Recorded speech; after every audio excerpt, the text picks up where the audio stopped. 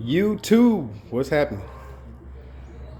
All right, or you might not know, got the little all teasy as a daily.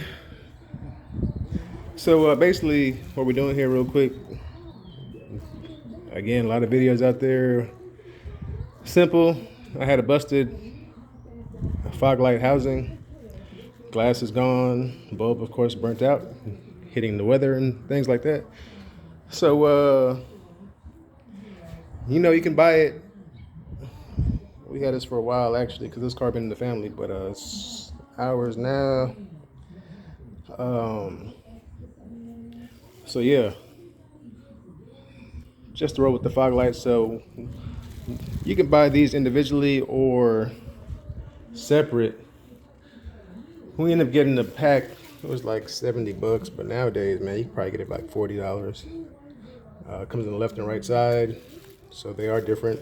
So if you're ordering one individually, just make sure you got the right side. But typically, the passenger side, the edge here, the right edge is towards the bumper of the grill, and then on the driver's side, it would be kind of like this. The edge going out would be towards the. But yeah, I did it real quick. I didn't really make a video because, again, it's pretty simple, but you just want to unbolt your or unscrew your fender liner right here. Then you're gonna hit the two on right here. That's all I did. I can reach in there. Could pull this back.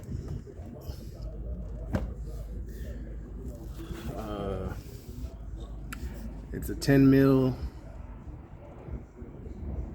screw holding the fog light into the body here. This plastic piece you don't have to take off. You might see videos that take it off, but that's because they don't have fog lights. They might be adding the whole kit, but this you don't have to take off. You can leave that in there.